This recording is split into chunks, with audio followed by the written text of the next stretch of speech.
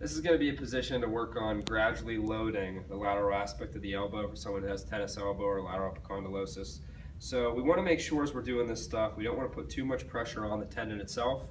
Ideally, we're going to start to feel more of a burning muscle fatigue in the muscle belly and not the tendon.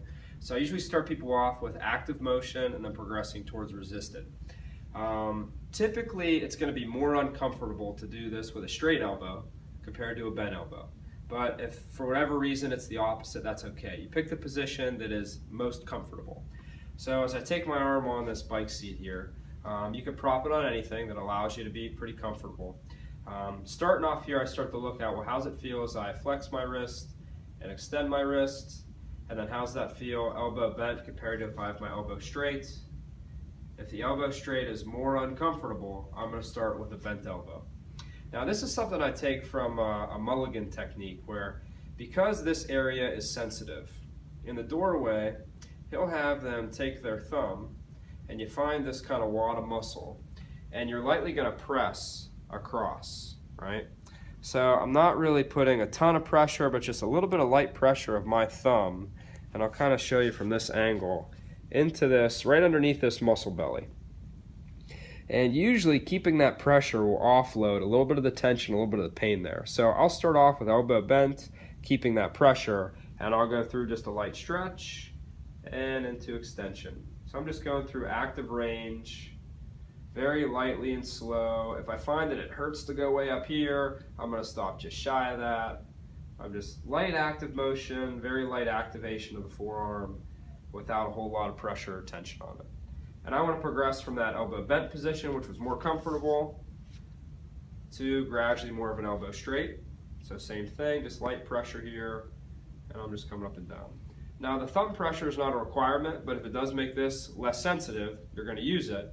But you may get to the point you say, you know what, it feels fine with and without the hand, so then you'll just do it without it. So phase one, elbow flexed with the option of the thumb pushing in. Phase two, elbow extended.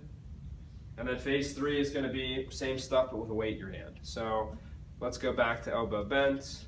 Maybe I go back to even my thumb. Now for me, as I go through wrist extension, I'm thinking more about loading down into the stretch. And as I come up, I'm okay with even just going to neutral, maybe just beyond. I don't need you to go all the way up here because that's going to put a whole lot more pressure on that area.